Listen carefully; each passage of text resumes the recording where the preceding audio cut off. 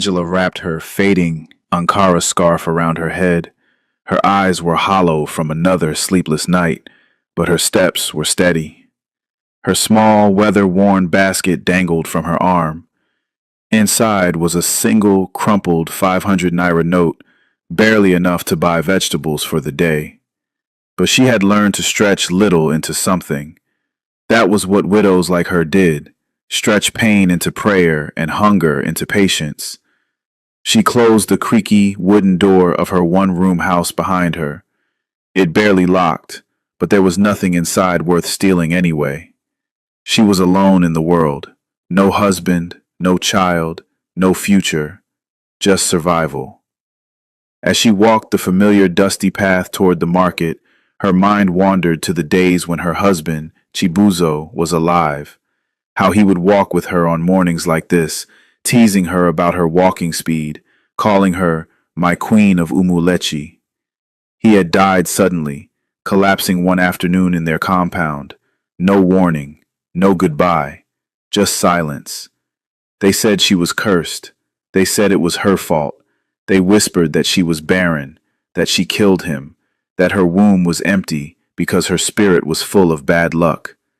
She walked past them every day, those same mouths that once smiled at her wedding, now spat curses behind her back.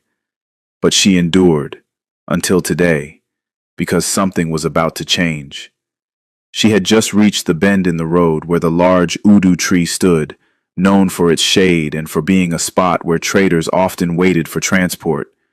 Angela was about to greet the woman beside the tree when she heard it. A sound, soft, fragile, like a kitten mewing.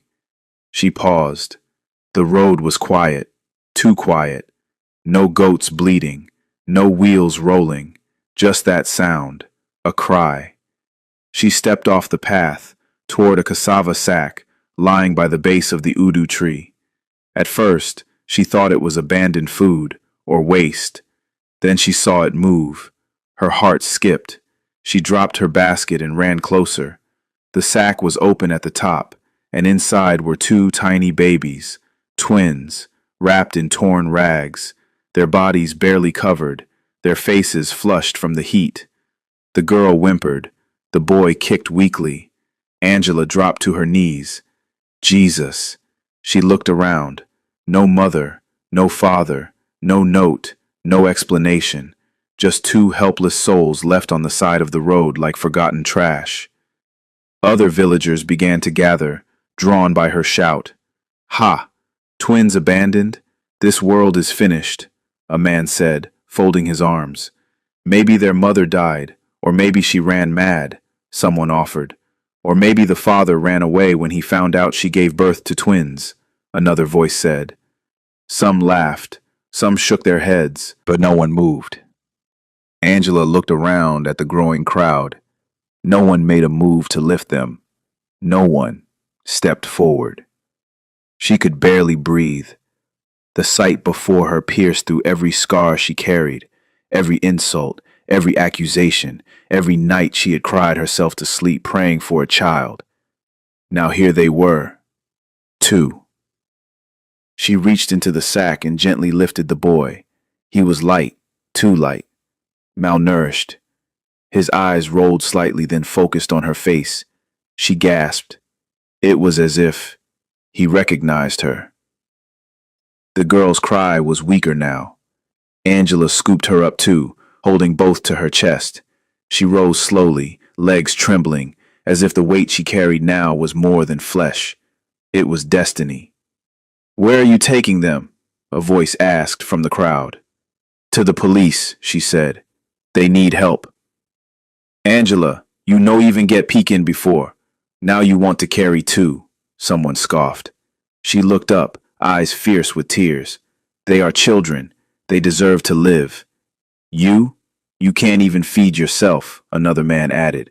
Then let God feed us all, she replied. She turned and began walking back toward the road, the twins clutched tightly in her arms. No one followed. She heard their whispers, their judgments, their laughter, but she didn't stop, because something deep inside her heart had shifted.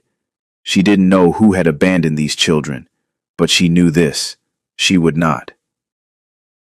The walk to the police station took nearly 40 minutes. Angela's arms ached from the weight of the twins, but she never loosened her grip. The sun climbed higher in the sky, scorching the back of her neck. Sweat soaked her scarf, and dust clung to her wrapper. She barely noticed. Her mind was consumed by only one thing: these children must not die. The police station in Umualechi was a cracked cement building with rusted window bars and an old wooden sign that leaned to one side. The air inside smelled of stale paper, unwashed uniforms, and heat. A tired officer behind the desk barely looked up. "Yes, madam. What is it?" Angela stepped forward, her voice shaking. "Please, officer. I found them. On the roadside. Twins. Abandoned." The officer finally looked up. His eyes widened as he saw the frail infants in her arms. He called another officer, then another. A female constable took the girl from Angela's trembling hands. The boy remained in her arms. They asked questions, many questions. "Where exactly did you find them? Did you see anyone nearby? Did you touch anything around the scene?" Angela answered them all, calmly, respectfully. Finally, one of the officers leaned back in his chair. "We'll need to keep them here. Make a report. Maybe their parents will come looking." Angela shook her head. "No one is coming." "You don't know that," the female constable replied gently. Angela's voice grew firm. "I know. I know what abandonment looks like.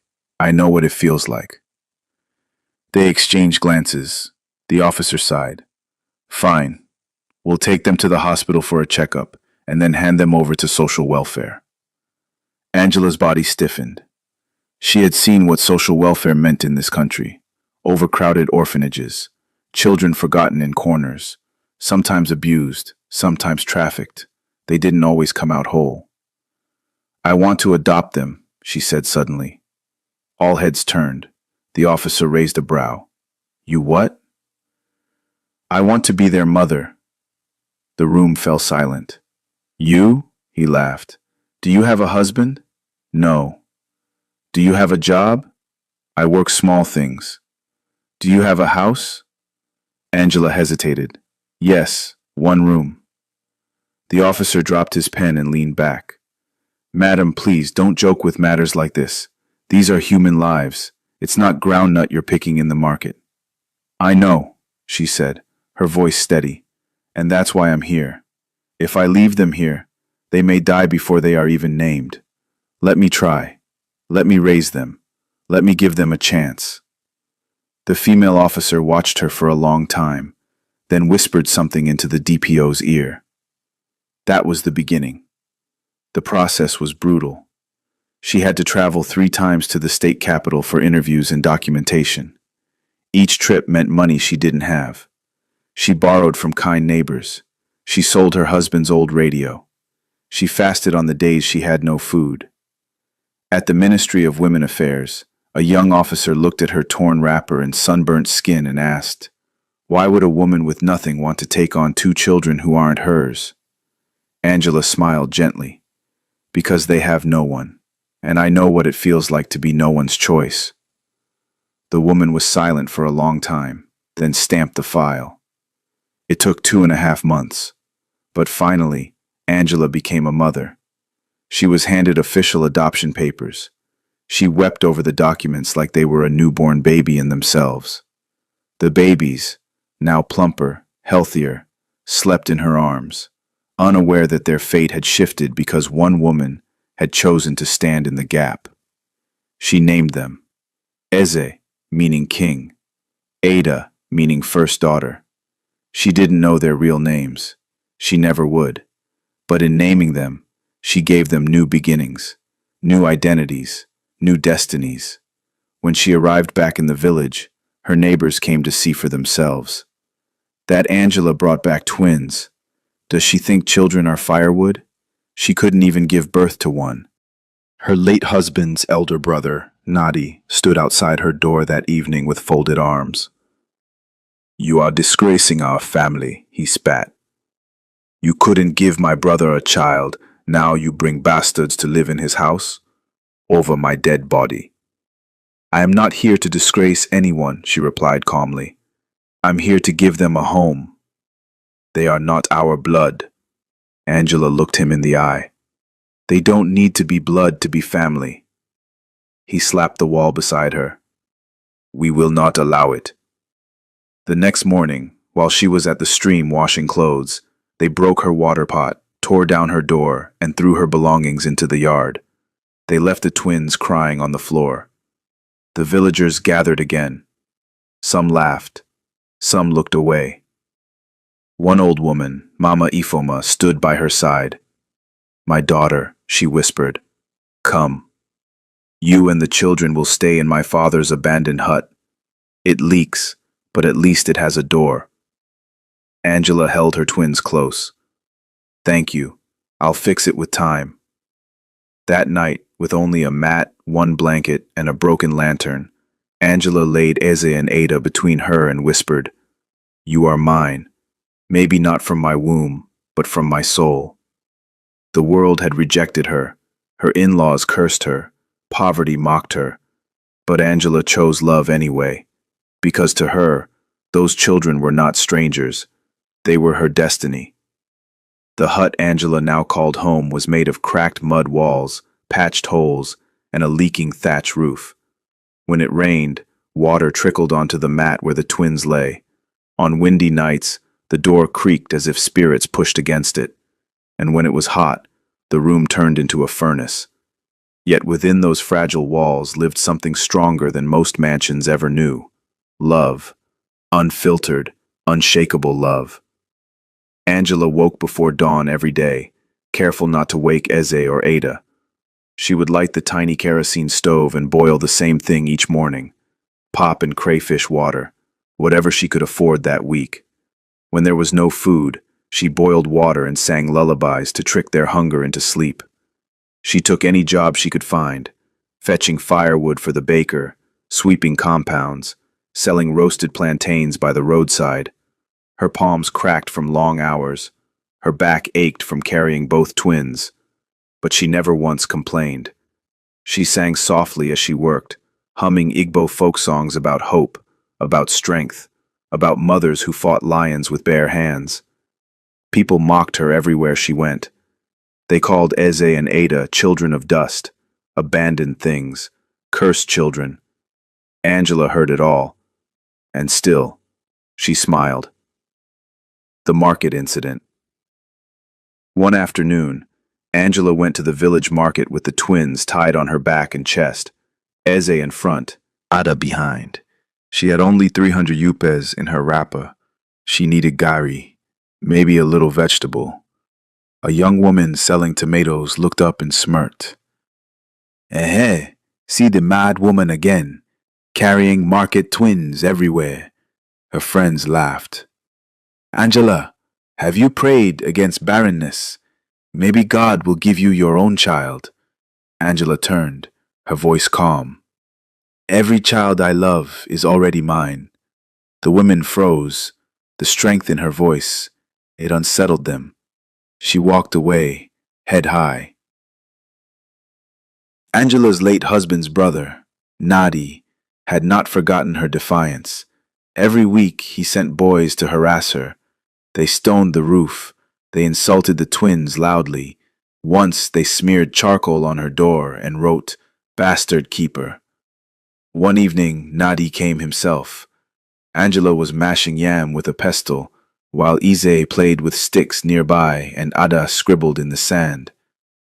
Angela, he said without greeting, return those children to wherever you stole them from.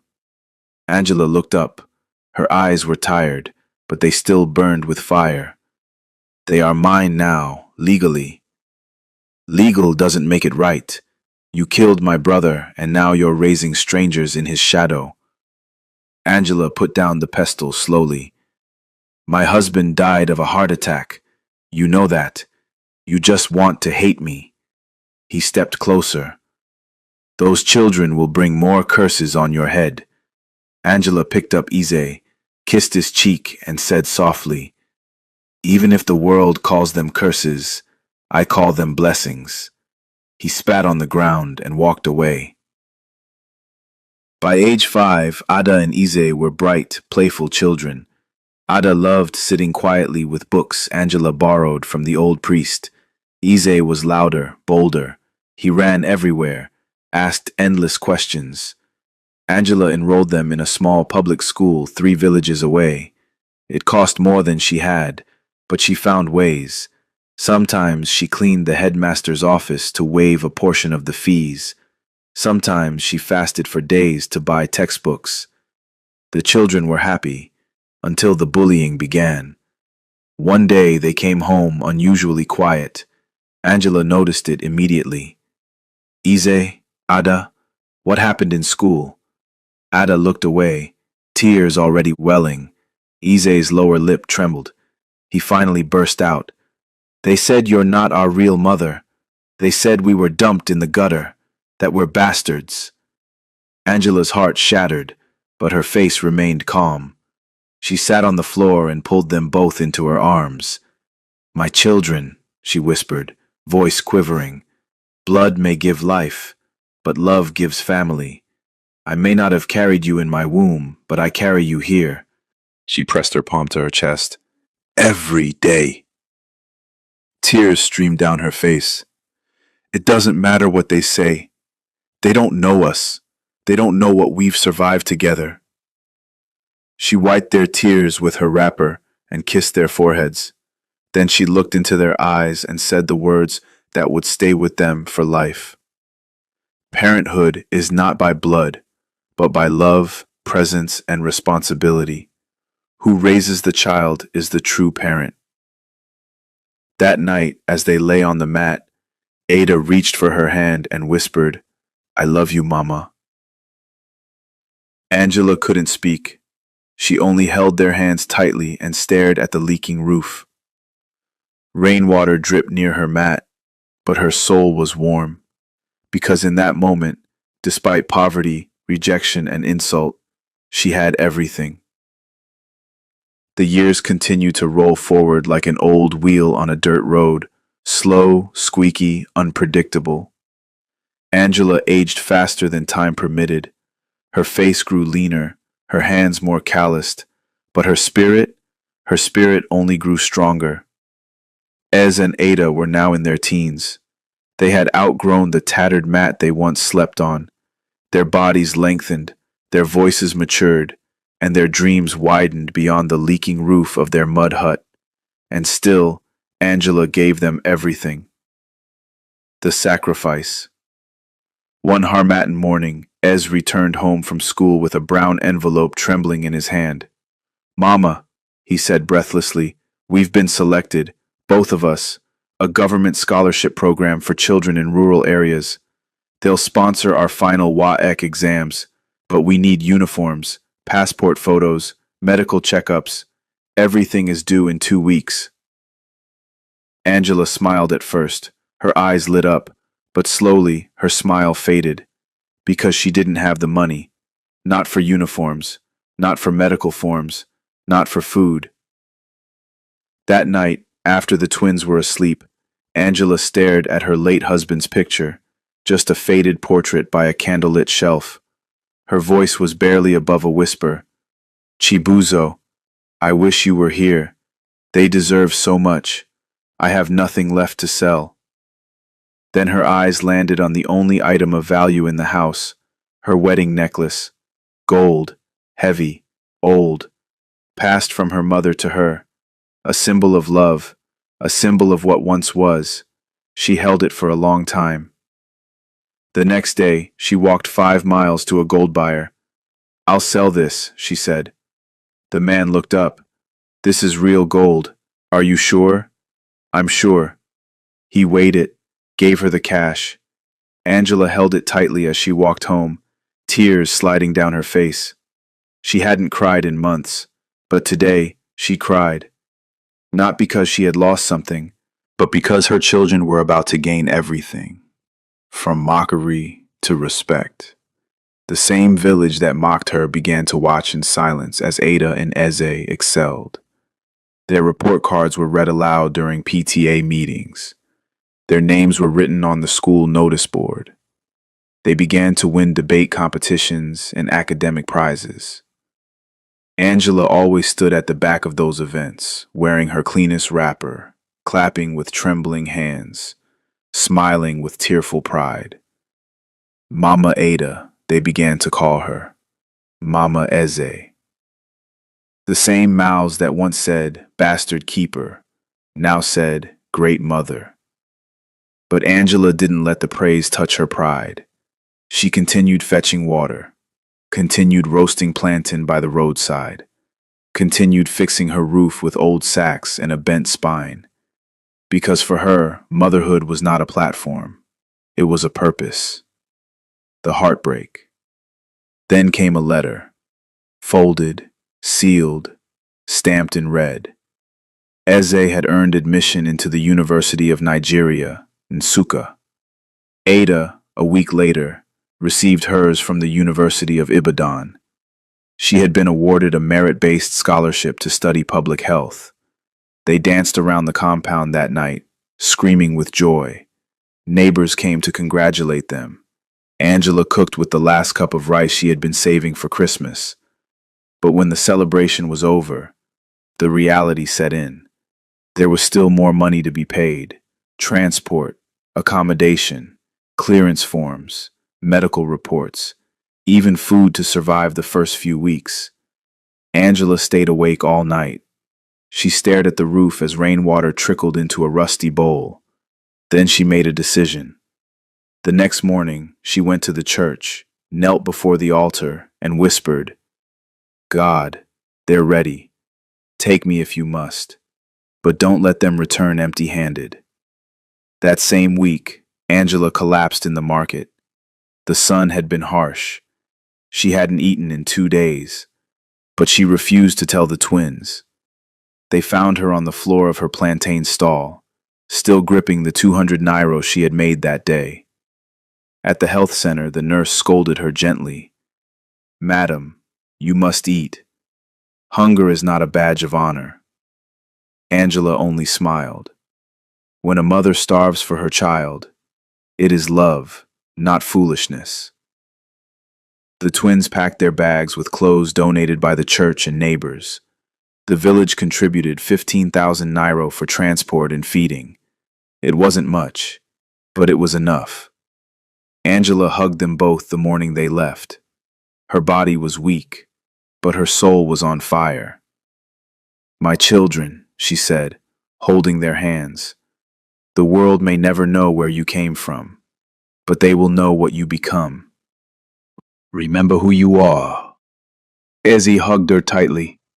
I'll build you a house one day. Ada kissed her hand. And I'll heal your body with my medicine. Angela smiled. I don't need a house or a hospital. I just need you to keep walking. Never stop. The bus drove off. She stood at the roadside until the dust settled. She returned home that night to an empty hut, a quiet floor, and a heart bursting with hope. She had nothing in her hands, but she had everything in her soul. The compound was quieter now. Angela's life, once filled with the laughter and chatter of 2 young voices, had become a silence she tried to fill with memories. She still woke up early, even though there were no lunchboxes to pack or school uniforms to iron. Old habits held tightly to her bones. She swept the compound every morning with her worn-out broom. She sat under the mango tree in the evenings, staring down the path, hoping to see a letter, a parcel, or a familiar figure in the distance. The silence was heavy, but she bore it with dignity. The village murmurs. The villagers had not forgotten Angela, but they no longer whispered curses behind her back. No, something had shifted. Rumors began to swirl. They say Eze is now on television. Did you see his face during that youth conference in Abuja? And Ada? I heard she received a presidential grant for her public health campaign in the north. They say they both speak fluent English now, like Oyibo. Angela heard it all. By the well, at the church gate, Outside her roasting stall, the same mouths that once laughed at her poverty now spoke her name with reverence. But Angela said little. Whenever someone came to ask her about her children, she would only smile, wipe her hands on her wrap, and say, "They are in God's hands." One afternoon, Angela was sitting outside her hut peeling okra, humming softly, when a figure approached. She looked up, and her breath caught. It was Nadi, her late husband's brother. His face had changed. Age had drawn deep lines into his cheeks. His steps were slower now, his stomach flatter, and in his hand was a sack of yams. Angela stood slowly, unsure. He stopped in front of her and lowered his eyes. "Angela, I have come to say I was wrong." She blinked. I did terrible things to you, said things no human should say. I chased you from your husband's house. I called those children bastards. But look now, look what they've become." Angela said nothing. Her heart was trembling, but her face stayed calm. He continued, tears glistening in his eyes. "The world now calls them leaders, and they call you mother. Not us, not his blood. You. I came to say I'm sorry." Angela stepped forward slowly. She didn't take the sack. She simply placed her hand on his shoulder. "I forgave you a long time ago, Nadi," she said gently. "Bitterness is too heavy for a woman like me to carry." Nadi wept, and the villagers who saw the scene could only whisper in awe. 2 weeks later, a group of strangers arrived in the village.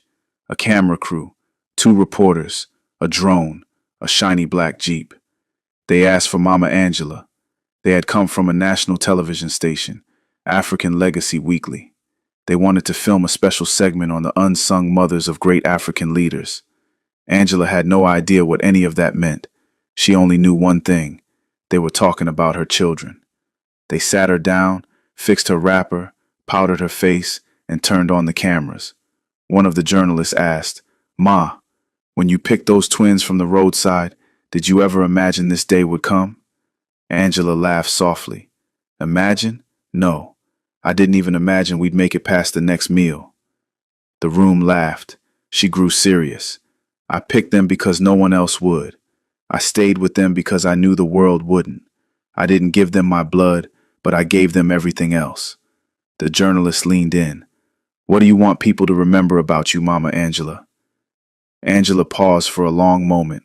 Her eyes grew misty. Then she said softly, "He blood but by love, presence, and responsibility. Who raises the child is the true parent." The crew was silent. The lead cameraman wiped his eyes before calling cut. That week 2 letters arrived, one from Eze, one from Ada. Angela held them like treasure. She opened Eze's first. The ink was smooth, the handwriting neat. "Have nominated me for National Youth Ambassador. I will be meeting the president next month. I told them about you, about your plantains, about your sacrifices. They want to meet you someday. Worry, Mama. I'm coming home soon, not empty-handed." Rest the paper to her chest, then opened Ada's. "Just been accepted into the World Health Graduate Program in the UK. They want me to speak about maternal care in rural Africa. Without telling your story.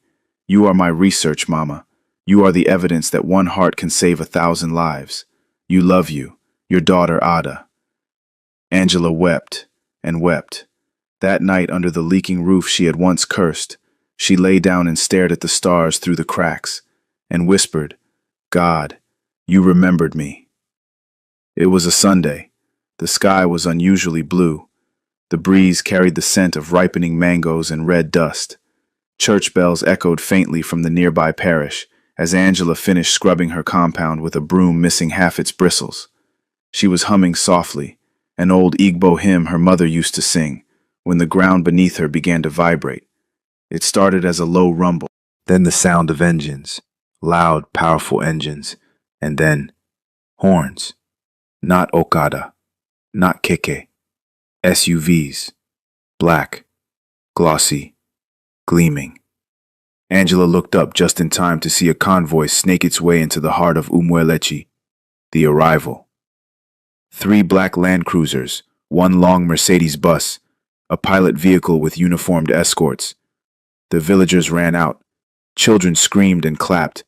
Mothers shielded their eyes from the dust. Old men sat up straighter on their stools. Even Nadi, her brother-in-law, came out, wiping his face with a handkerchief. The cars stopped, right in front of Angela's compound. She stood still, silent, frozen. The driver stepped out and opened the back door, and there he was, Eze. No longer the hungry boy with oversized slippers, now a man in a well-cut blue suit, polished shoes, and a face as bright as destiny. He stood tall, regal, confident. He turned and opened the next door. Ada stepped out, elegant in a flowing red gown, her natural hair tied up in a crown of braids. Her earrings sparkled, her poise dignified. Her twins, returned. The villagers gasped.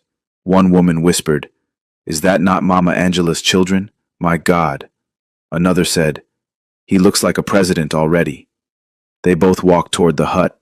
Angela's hands trembled. She took a step forward, her knees weak with disbelief. And then, like a dam breaking, she cried out, "My children!" Ada ran. Eze followed.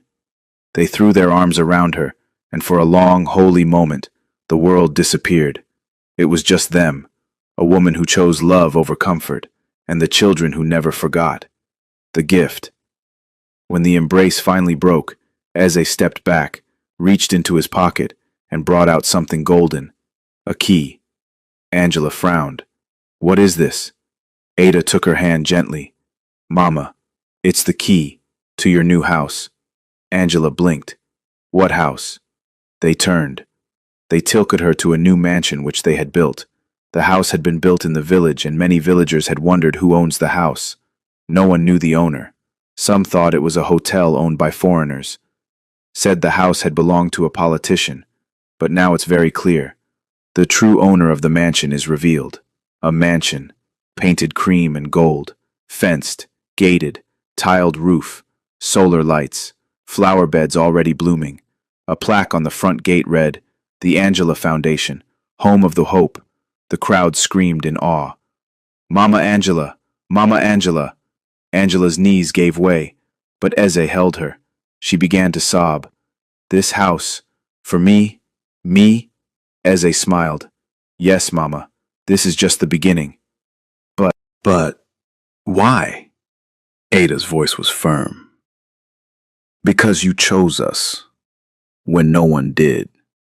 You made us your own. You built kings out of ashes. You made a home out of broken clay." A photographer snapped photos. A cameraman filmed the moment. The village chief arrived, panting from the news. He embraced Angela. "The whole nation will hear this. What kind of woman are you, Angela? You are the mother of royalty, recognition, and revelation."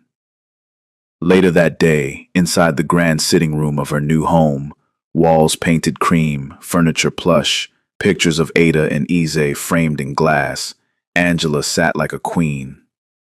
Eze stood and addressed the gathered guests. "My name is Eze Okafor. I was once a child left by the roadside to die, but this woman, this poor widow, chose to be a mother to me. Today, I have been appointed as the youngest senior special advisor to the president on youth development." The crowd applauded. He turned to his mother. "Mama, this honor belongs to you." Ada stood next. "I've just been awarded the International Rising Humanitarian Award for my medical outreach program across West Africa, and my foundation was accepted by the UN." More applause. But Ada wasn't done. She turned to Angela. "But all I am is a reflection of you. You taught me that motherhood is not biology, it's sacrifice. You were our light in the dark. You are our miracle." Tears streamed down Angela's cheeks. The promise. That night, after the guests had left and the lights dimmed, Angela sat outside her new mansion, looking up at the sky. The stars twinkled like they once had when she prayed over two hungry children in a leaking hut. Eze came out and joined her. Ada soon followed. They sat together on the balcony, the city lights flickering in the distance. Mama, Eze said, do you remember what you told us that day after school when we were crying? Angela looked at him, her eyes now glassy with age and memory. I told you many things. He smiled. No, that one thing, that truth. And together they all said it. Put is not by blood, but by love, presence, and responsibility. Who raises the child is the true parent. Angela leaned back in her chair. The twins each held one of her hands, and for the first time in her life, she felt it. Not just peace, royalty. The days that followed their reunion were like golden petals falling from heaven. Angela's new mansion quickly became the pride of Umulechi, not just because of its size or beauty, but because of what it represented. To many, it was just a house, but to Angela, it was a living testimony, a monument of grace, a reward carved from years of suffering, ridicule, and sacrificial love. A new dawn. Each morning, Ada made breakfast for Angela. Hot oats, akara, soft bread, and fresh fruit juice. They laughed together in the gleaming kitchen, with its polished tiles and marble countertops. Eze would sit beside Angela in the evening,